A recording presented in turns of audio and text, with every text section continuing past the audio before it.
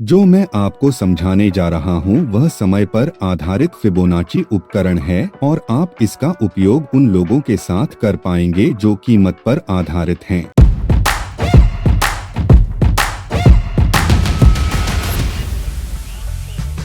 नमस्ते। आज के वीडियो में हम एक संक्षिप्त परिचय के साथ यह देखने जा रहे हैं कि यह कैसा दिखता है।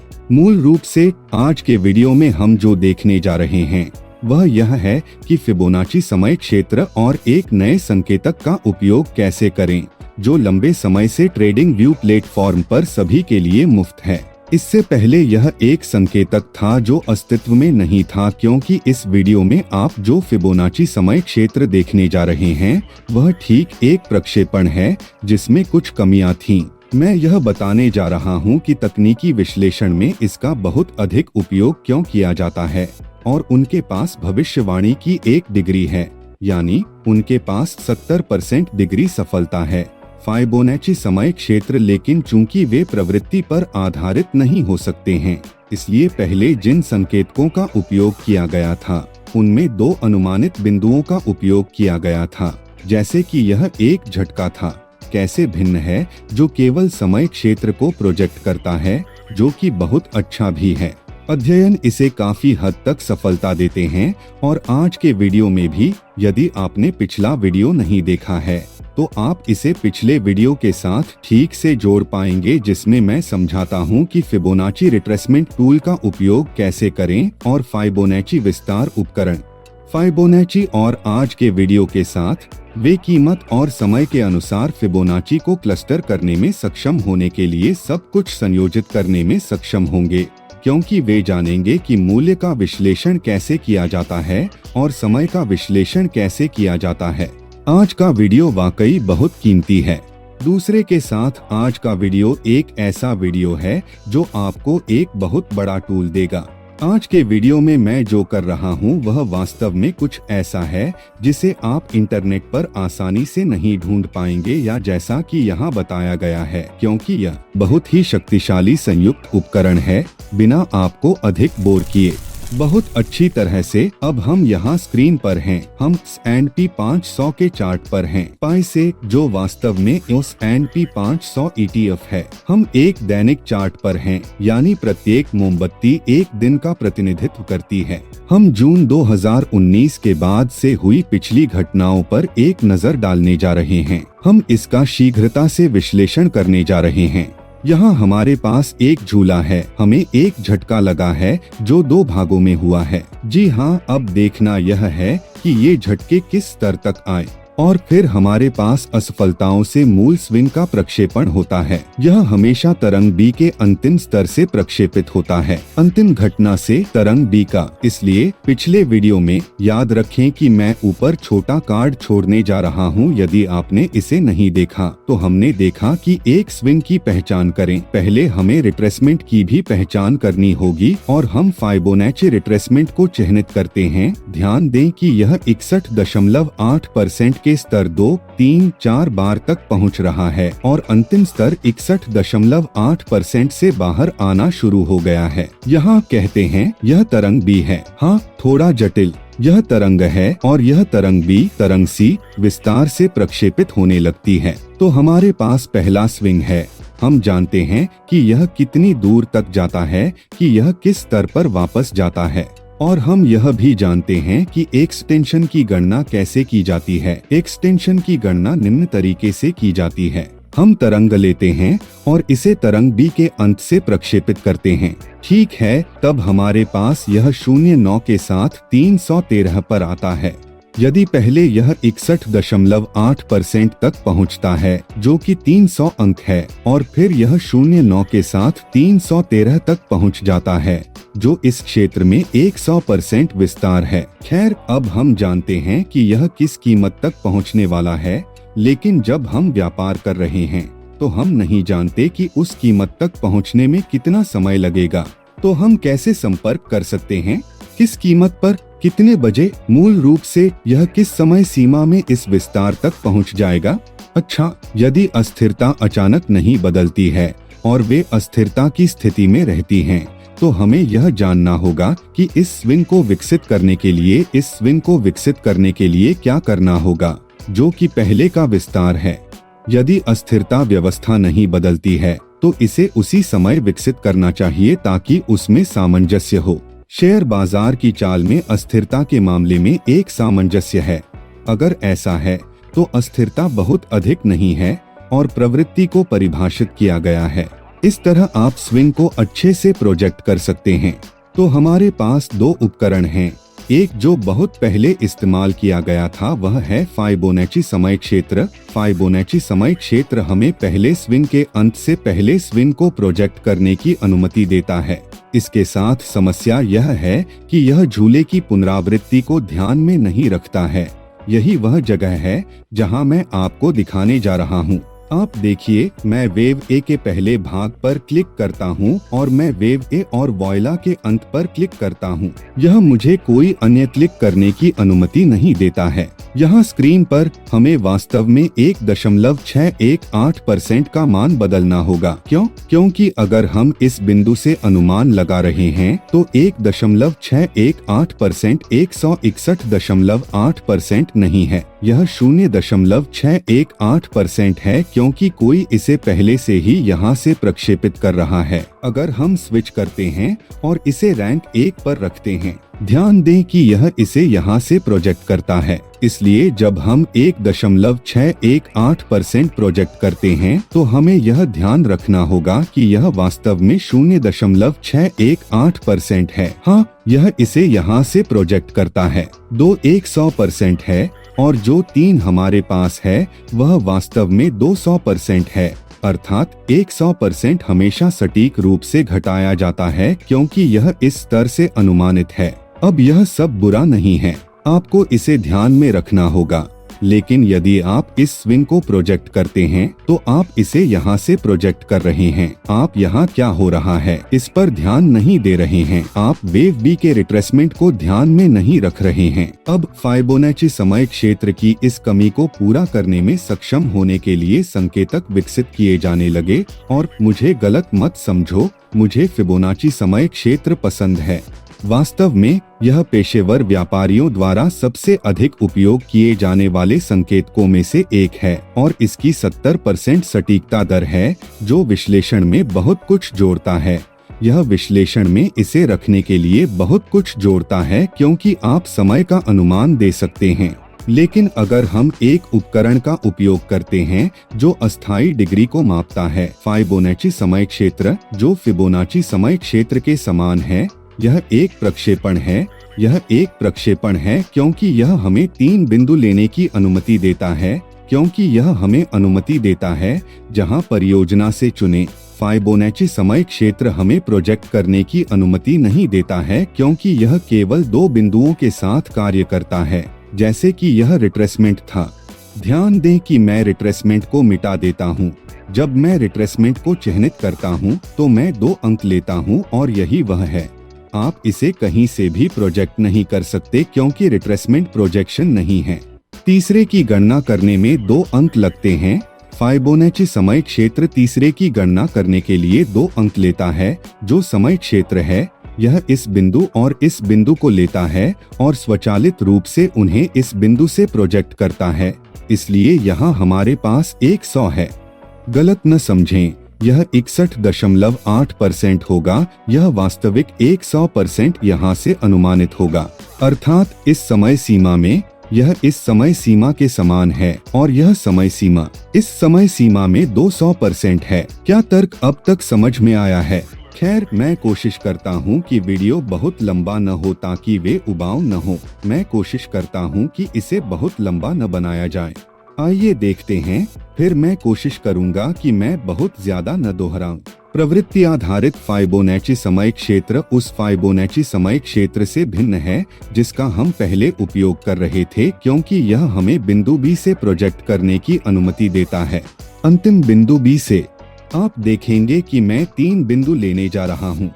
पहला बिंदु और दूसरा बिंदु जो कि अस्पष्ट है और हम इसे प्रोजेक्ट करने जा रहे हैं जैसे कि यह एक एक्सटेंशन था। ध्यान दें कि मैं बी के अंतिम बिंदु तक खींचता हूँ, जैसे कि यह एक एक्सटेंशन था और यह मुझे इसे यहाँ से प्रोजेक्ट करने की अनुमति देता है। अर्थात जो मैं प्रोजेक्ट कर रहा था यहाँ, मैं इसे अब बी से प्रोजेक्ट कर सकता हूँ और वहाँ यह फाइबोनैची समय क्षेत्र को चिह्नित करता है। ध्यान दें कि हमारे यहाँ क्या है, यहाँ से 100% अनुमानित, तो हमारे पास एक अनुमान है। आइए फाइबोनैची समय क्षेत्र को मिटा दें और हमारे पास एक अनुमान है कि प्रवृत्ति आधारित फाइबोनैची समय क्षेत्र का उपयोग कैसे करें।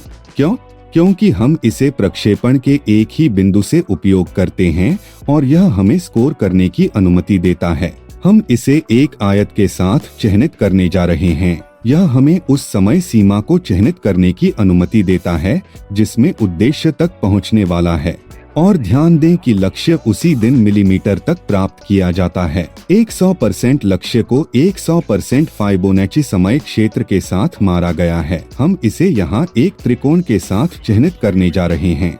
हम यह कहने जा रहे हैं कि यह हमारा समय क्षेत्र है जिसमें लक्ष्य को चिह्नित किया जा रहा है। क्योंकि यह वास्तव में चार्ट पर तब तक नहीं होता जब तक वास्तव में ऐसा नहीं होता। हम यहाँ विश्लेषण करेंगे, इसलिए जब हम यहाँ से प्रोजेक्ट करते हैं तो हम इस बिंदु पर फाइबोनैची समय क्षेत्र को चिह्नित कर सकते हैं और यह हमें वह समय सीमा प्रदान करने वाला है जिस पर लक्ष्य मूल्य से प्रभावित होने वाला है। यह प्रक्षेपण इस समय सीमा में पहुँच गया और ध्यान दें कि यह मेल खाता है। हम 1 सेकंड के लिए आयत को मिटाने जा रहे हैं। 100% अस्थायी फाइबोनैची एक्सटेंशन लाइन के साथ यह समाप्त होता है और 100% मूल्य सीमा के साथ सटीक रूप से हिट होता है। अर्थात 100% मूल्य विस्तार उस 100% समय सीमा के साथ मेल खाता है जो हमारे पास है, मूल रूप से 1.618%, 1.618% और 200% के बीच हमारा दूसरा लक्ष्य 161.8% है।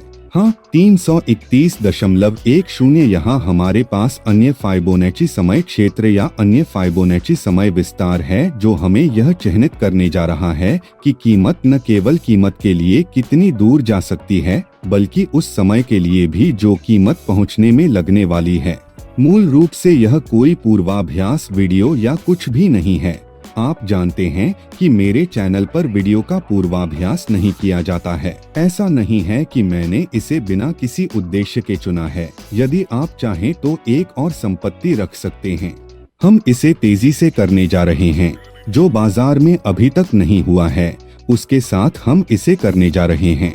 क्षमा करें, चलिए जासूस के पास जाते हैं और अनुमान लगाते हैं कि अभी जो हो रहा है वह एक थ्रोबैक है, इसलिए हम इसे हटाने जा रहे हैं और हमारे पास यहाँ मूल्य विस्तार है जिसे मैं देख रहा था।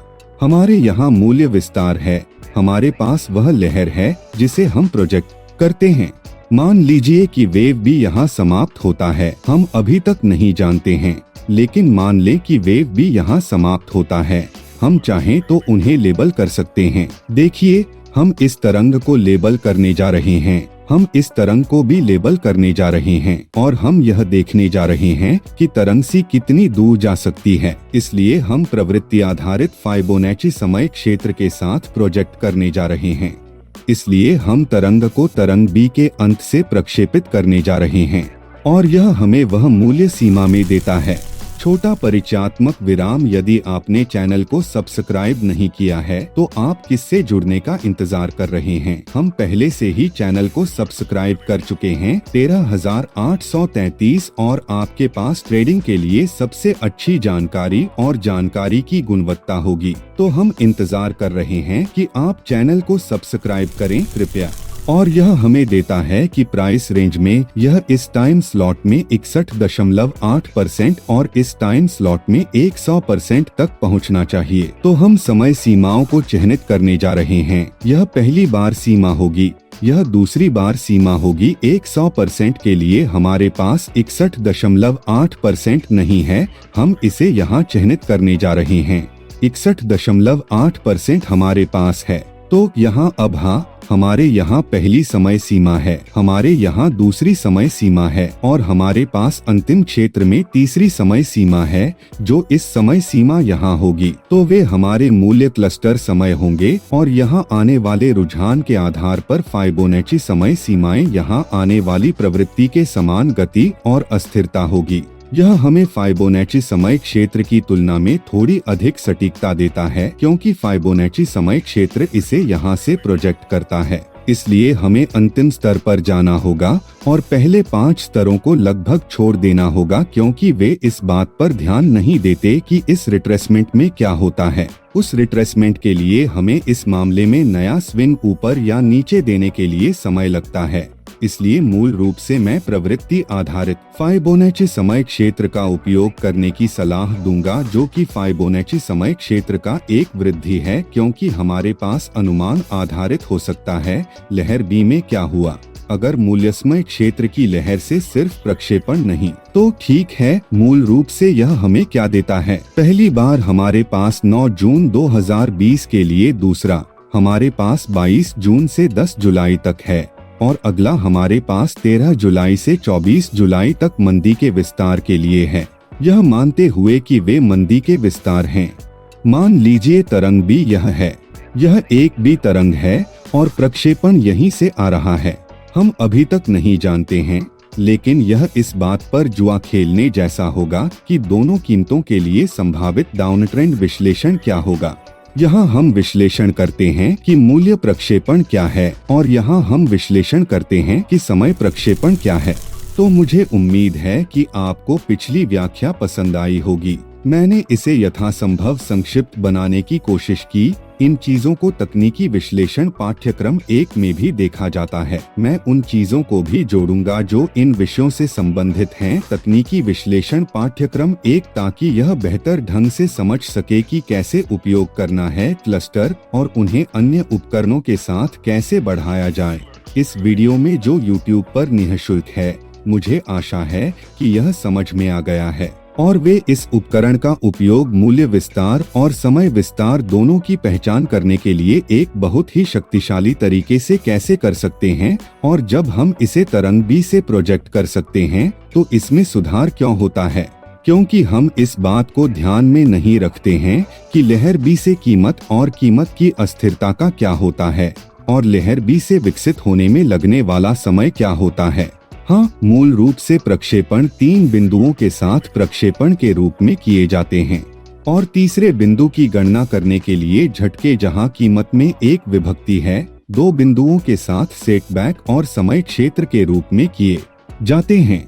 मूल रूप से हम समय क्षेत्र के साथ जो देख सकते हैं वह यह है।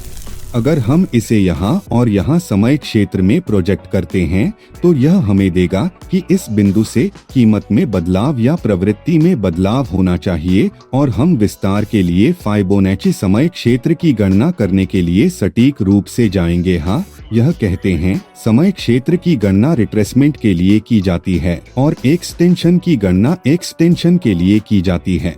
इस प्रकार फाइबोनाची टूल का सही तरीके से उपयोग किया जाता है। यदि आप रुचि रखते हैं तो आप तकनीकी विश्लेषण पाठ्यक्रम 1 या उन्नत पाठ्यक्रम से गुजर सकते हैं, जिसे वहां भी समझाया जाएगा और मैं नई सामग्री अपलोड करूंगा उन लोगों के लिए जिन्होंने इसे पहले ही खरीद लिया है, जाहिर तौर पर बिना किसी कीमत के। तो आप लोगों को पेज पर मिलते हैं और YouTube के लोगों के लिए मुझे आशा है कि यह आपके लिए बहुत स्पष्ट हो गया है और आपको आज का वीडियो पसंद आया है। बहुत बहुत व्याख्यात्मक। मैं तुम्हें आलिंगन भेजे रहा हूँ। अगर आपको वीडियो पसंद आया तो मैं आपसे एक तरफ सदस्यता लेने या दूसरी तरफ सीधे वीडियो की सिफारिश करने के लिए कहता हूँ। आप उस चैनल के वीडियो देख पाएंगे जो आपने नहीं देखे हैं या जो आपके लिए सुझाए गए हैं।